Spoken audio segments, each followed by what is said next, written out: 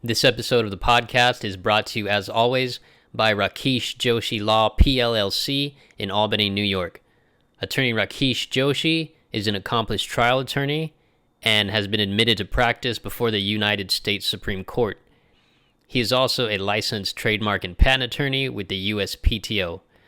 Contact him directly by phone at 518-635-0725 or visit rakeshjoshilaw.com to send an email or for more information. Well, I just wanted to quickly talk about, Trump wants to reopen the country for business by Easter. So Easter Sunday, so I guess that I think it's around the 12th or 13th of next month. So about 3 weeks from now. Yeah, 3 weeks from now, he wants to reopen America for business. And Anthony Fauci, he said, well, it's a good thought, but it all depends on data. I'm not going by speculation. That's not my job. I'm just going to go by data. But Trump sounds very optimistic, and the markets are kind of picking up. But currently, businesses all over America are either partially or completely closed. And I say partially because some, restaurants are allowed takeout, groceries are open, pharmacies are open, Home Depot, Lowe's, those kind of stores are open. Tool stores like Harbor Freight and such are open. So those places are open, huh? I didn't realize that. Yeah, they are. Yeah, Harbor Freight and Home Depot and Lowe's are open because I think they are considered essential. It's food, clothing, and shelter, right? If you cannot get food, that's a problem. Clothing, Walmart, those kind of stores, Target, they provide you that. Right. Maybe malls are not open completely. And then shelter, if something happens to your house, how will you fix it? You need lumber. Yeah. Exactly. You need tools. If your car breaks down, you need tools. So you're going to go to Harbor Freight to buy a jack and jack stands and stuff like that. Earmuffs. You can't I don't think. There, Yeah. I mean, Harbor Freight even sells masks, but they have donated it to hospitals. Yeah. But everything else is shut down, man. Yeah, it's crazy. Yeah. But businesses that can do, work through computer terminals, so they're called non-essential travel.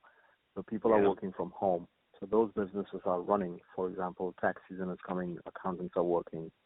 Well, not to mention, hospitals are open for business. I mean, hospitals. I know that's the sad reality, but that if they are really open for business, it's a sad reality because Americans are going to hospitals and not well, and some are dying. Even though it's essential, it's great work they do, but you never should need that business to be booming. You know what I wonder is, I wonder how, like we know in New York, obviously those hospitals are booming, and we know in other places they probably are. I wonder in other places where there's not many cases, I wonder if they're even quieter because people are less likely to go there right now, like, oh, my stomach hurts, I should go to the ER. They might say, oh, my stomach hurts, I'm going to stay home. I'll figure it out. Yeah. I don't want to go to the hospital, not right now. And catch something. Yeah. I wonder if they're actually quieter, around most of the country. I wonder. Yeah. I wonder that too. And I mean, I know Albany Med is busy as always. They are very busy, but that's all I know. Yeah. I don't know about other hospitals, and I don't think anybody's reporting that. I guess it's not that important right now. But that's a very interesting thought. You have any idea what's going on in the state of North Carolina or South Carolina? I'm not sure. I don't. no. The only thing I know about that is that video I saw about the guy in Hawaii who was like, there was some commercial or something in Hawaii or on some news report where there was an an urgent care. And the lady who owned urgent care was on TV saying, we can't get to everybody. Everybody's coming here for a test. We're so overwhelmed. And so the guy who's like a journalist went down, took the camera down to say, well, let's see how bad it is, because he wanted to get tested too. He said there was nobody there. And he sat there and they turned away like 3 people, like, no, you don't need a test, bye-bye. And he said it was completely empty. And this was just, and he actually knows Tulsi Gabbard and tweeted to her and told her about it and said, hey, Tulsi. And he's got this whole thing where he's got his cell phone camera and he was approaching the lady who was the owner, and he was saying, what is this? Is this some kind of scam? You're lying. And the cops were there. And so he tweeted Tulsi Gabbard about it. He's like, what's going on? They say this is overrun. We can't deal with all the testing. And he's like, I was just here. There's nobody here.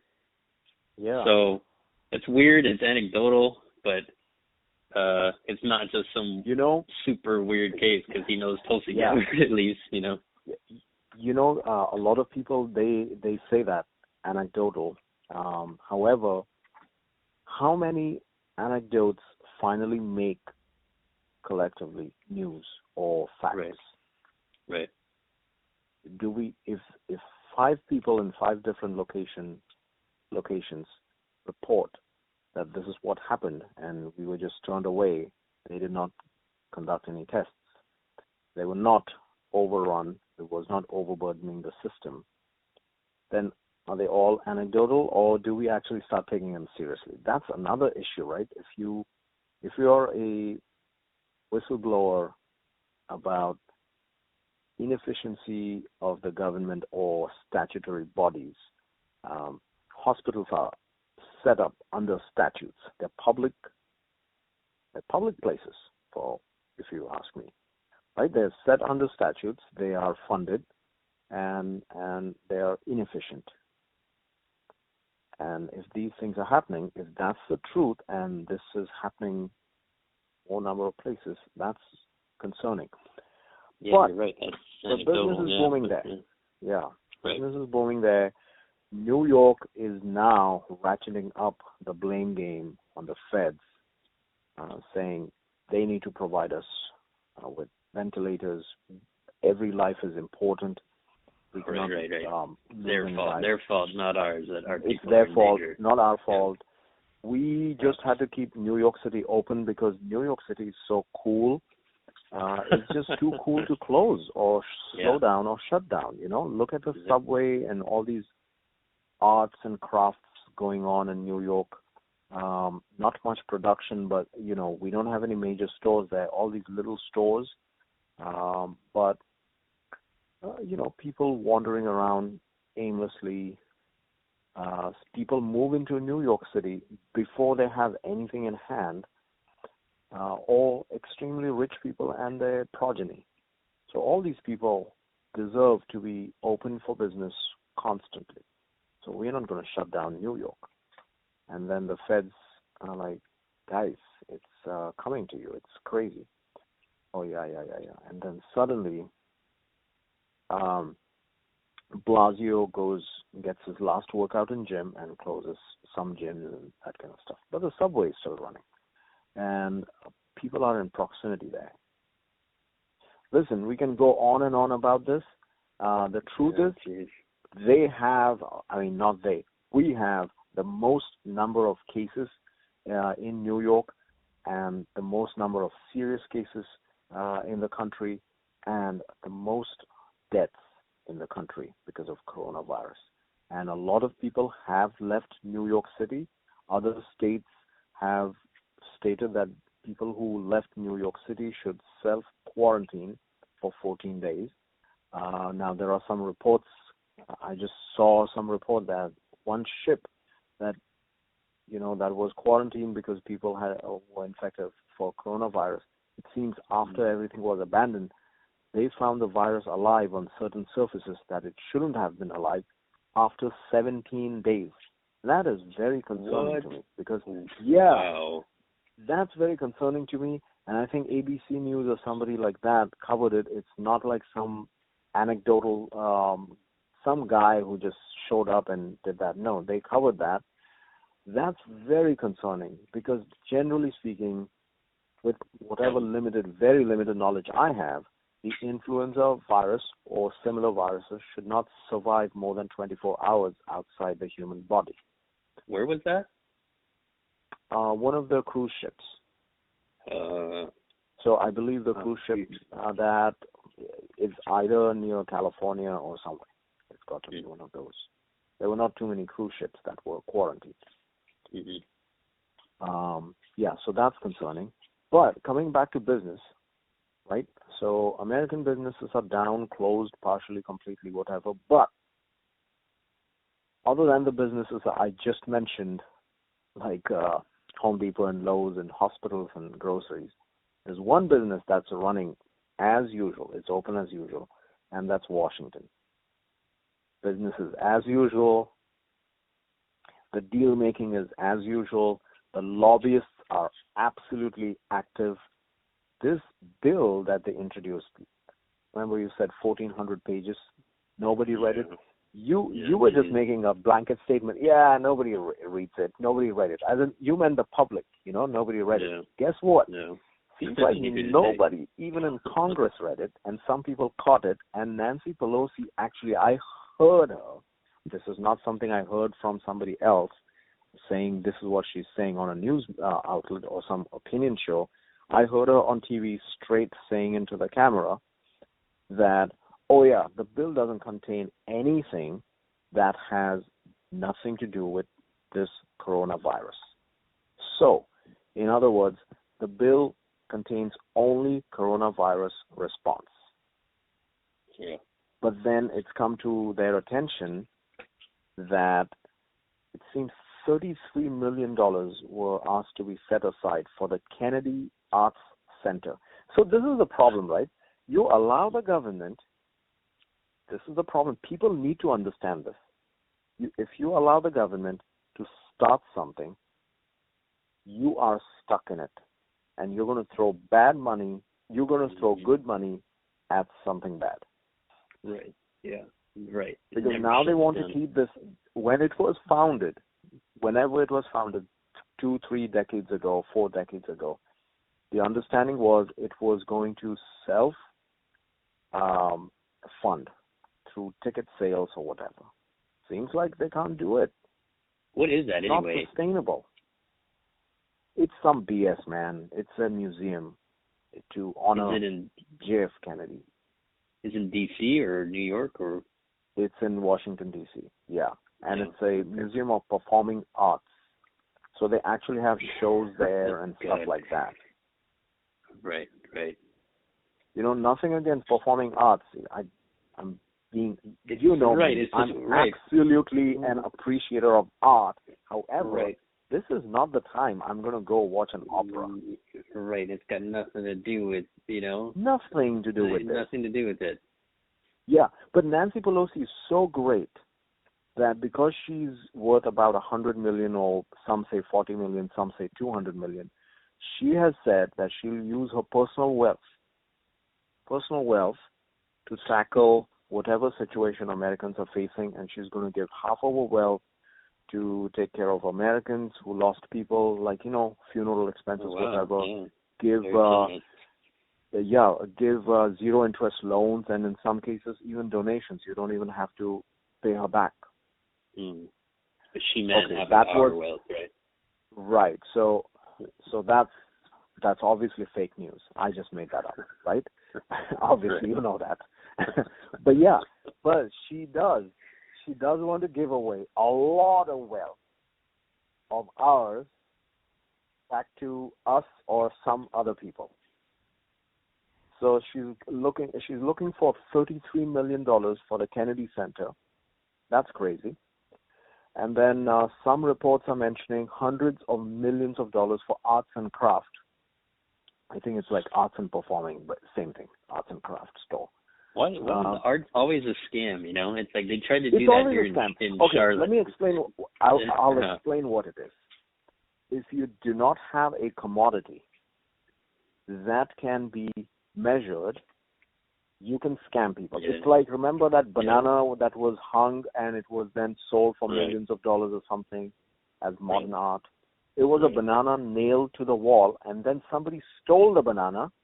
They said, doesn't matter, it's still valuable. We're just going to stick another banana in its place. Right. So a banana is worth millions, tens of millions of dollars. Right. So for some reason, go ahead.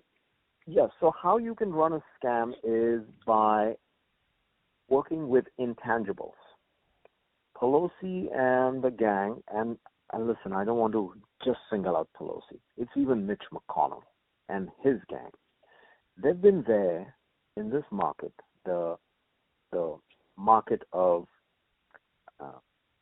selling dreams, right? In this market for about 2 to 3 decades at least. And collectively, they have centuries worth of time in there because it's a synergy. One person can do only so much, but 1,000 crooks can do a lot. And we have a lot of crooks in there. So what they have done is, over the decades, they've set up a network. They're called conduits. You will never be able to trace the money. It seems like I'm giving it to this person, and then it just goes on and on and on. So either they invest in these bodies, or they're on the board, or they get some kickbacks, or they get direct money, or whatever. Come on, they're not doing this in a time of emergency because people who suffered from coronavirus or whatever need performance arts to improve their mood. That's not happening. Right, and that type of bill on itself, right? Like, hey guys, we want to introduce a bill where we want to pass, right, a bill to spend $30 million on the Kennedy Center. That's the only thing in this bill. That would never pass, right? So we have to squeeze it in with this emergency. Hey guys, hey everybody, you want your checks? Let's push it through. And we're gonna try and make it sound like the other guys are delaying this. Let's push it through so you can get your checks. Right. In fact, it seems the way these bills are introduced and passed, these things are just put in there. If nobody reads it and everybody ends up signing off on it, it's law. They're ready to go. They're already ready to go in package and just inserted. They're like envelopes just inserted into the thing. Exactly. Yep. I'm sending a bunch of documents. Why not just insert one more and just dispatch it? And then Trump's not going to sit there and read 1,400 pages. Why would he? These guys are entrusted with this, and he trusts them to do the right thing now, especially in this kind of scenario, man. People are dying. People are dead. More people will die. People are very worried that either they will die or their near and dear ones will die or get infected. There's so much talk about the whole science behind this coronavirus from Wuhan, and how it might affect us. And remember, the last time we spoke, I raised this point that what about mutations? We don't know. And then you sent me that article where it's some people are looking at 40 different mutations. Now again, virus mutations, and I'm not going to go off too far, but virus mutations are either very broad or narrow, and medicines will contain. Your vaccines can prepare you for the narrow mutations. Now, if the mutation is too wide, then it's a problem. And listen, these mutations happen in viruses. They become resistant to certain things. And it's just chemicals. And chemicals can alter. Our cells also alter, like I explained, like cancer cells and stuff like that. So anyways, going back to it, people are worried about this unknown. And here it is, Washington doing exactly what they are known to do, just squabbling. And it's like a bunch of thieves, right? Bunch of thieves squabbling over the bounty. Who gets what? Yeah. McConnell has his own interests. Right. McConnell might have his own interests. Pelosi's husband is an investor banker. He's an investor. Very convenient. Wife is in politics, Speaker of the House, and then this dude is an investor. I'm pretty sure he's very smart. He knows exactly what to invest in and when to get out of it.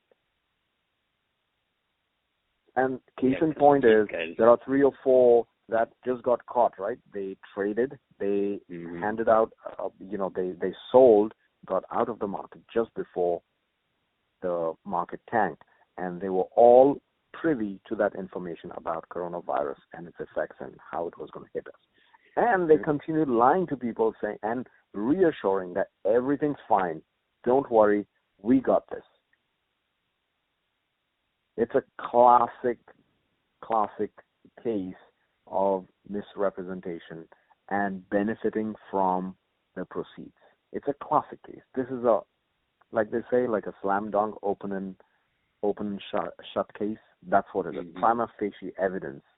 And then they say, oh, just take us in front of the ethics committee. Of course. All right. The ethics committee is so ethical that made up of their own club, right?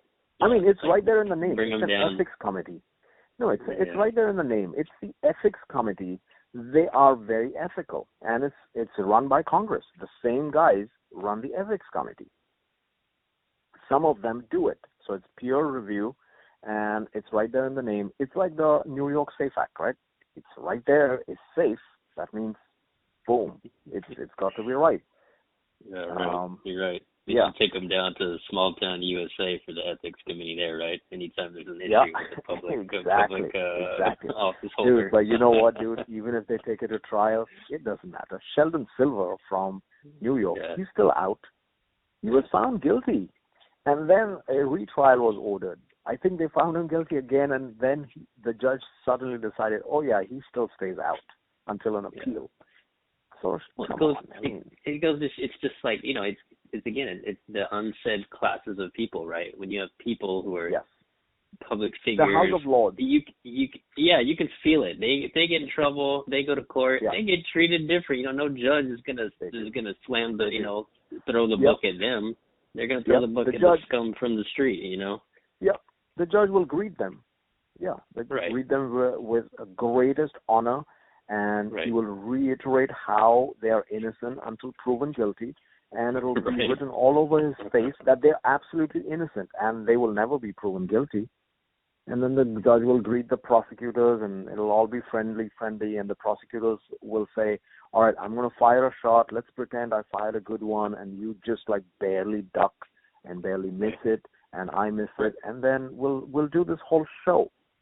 And even if you're found guilty, it doesn't matter because you're going to appeal it. Your lawyers know what we are doing, and then we'll go from there. We'll file a few motions in opposition, but don't worry, the judge is going to handle that. We got it. It's the House of Lords and the House of Commons, same thing. We just call it different names. It's the same thing. They're the Lords, you're the commoners. Yeah. So celebrity is celebrity. There's a higher class, and that's been, from the oldest age all the way till now. Yep. Before Trump, Republicans just came off as stupid, conniving, cunning, just stupid, right? And then Trump came, and then he made everybody look stupid on the Republican side, but he also exposed all the Democrats to look stupid as well. So it was him who is the so-called criminal-minded mastermind, whatever, right? Most people call him that, and then even people who voted for him, they say, "Oh yeah, he's brash, he's unruly, doesn't have lax manners, bad grammar, whatever." Right? He's an oaf. He's a lumbering oaf. Some people say he's stupid, but he did expose everybody else as stupid as well. But now, when the Democrats took over as stupid, the Republicans just took the back seat and shut up, and that was good. But now they're back. The whole stupid town is out. They're back. Well, they need to. They need to go. I wish they would go harder. Lindsey Graham did say, I don't know if you heard his little. I did hear it. But Lindsey Graham, listen, man. Lindsey Graham is saying, pass the damn bill. You got to look at the meaning of that. What it means is, pass it, guys. I know you put some stuff in there. We'll pretend, we'll show, we'll scream at you and yell at you, but just pass it. Mm-hmm. Yep. You know what Lindsey Graham should say, or anybody should say, and this is the solution. So you may be thinking, well, Mr. Joshi, you just keep coming at them, and you're just making these allegations. Do you have any solutions in mind? Of course I do. Yeah, I do. And maybe they're not common solutions. That's not how Washington works, but that's how it probably should work. Clean bills. Introduce clean bills. Introduce a clean stimulus bill, which only addresses the stimulus for the citizens of the United States. No corporations, no corporates, no employers, nothing but individual taxpayers. They said they're going to send $1,200, $1,500 and all that, right? And $500 or $600 for children. Yeah, introduce that bill separately. Disclose, identify the number of families, qualifying families, right? How many people qualify for this? The approximate and closest figures of checks that are going to be issued, the amounts that are going to be sent out, the projections, and then some buffer to it. Yeah, plus, minus, whatever, and so many tens of millions on top or whatever, right? Billions. Do that. Yeah, and then, and then move on to the corporate bill or the employer stimulus bill. Right, everything's separate, like there really Everything's should be separate. It's called a clean bill. There should be a formula, like, it takes the average human X time to read X many words, right? So, therefore, every bill has to have, like a limit of a certain number of words, you know what I mean? Like per time. This bill can just be a bill for economic stimulus for the citizens of the United States. Every bill to Schedule A, and Schedule A can just be one Excel sheet. That's it. Yeah. Doesn't have to be more than that. Because Steve Mnuchin has probably figured out how many people he's going to pay. Yeah. Well, they have an amount in mind. So they know how many families they are targeting and how many people. But introduce a clean bill, guys. And then, the reason they don't introduce a clean bill is because then they both parties cannot then squabble and get their whole lobbyists in. And, Nancy Pelosi, during the emergency. If she's telling the truth. Yeah, sorry. No, go ahead. Go ahead, bud. Yeah. Nancy Pelosi, if you even believe her for a moment that she's saying there's nothing in here other than coronavirus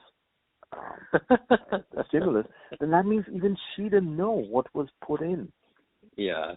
She gave this really bad interview on CNBC today where it was when you catch them, she was caught flat-footed. So she just blurted out whatever was true as far as she was concerned. So who put this in? And why is she supporting this bill if she herself does not know what's in there? Yeah. And then, move on to the corporate and employer stimulus bill. Keep that clean for a change. And then, have another clause in there that you cannot profiteer on the debts and fear of American people, right, and their fears. Come on, man. Don't be scavengers. You are allowing your lobbyists to scavenge for you. And I hope these guys are judged in November. All of them. Yeah. Yeah, it's a dog and pony show. Lindsey Graham is saying this. If Lindsey Graham really wants this bill to be passed, he should say, let's reintroduce quickly the first 5 pages, because guaranteed only the first 5 pages actually make sense.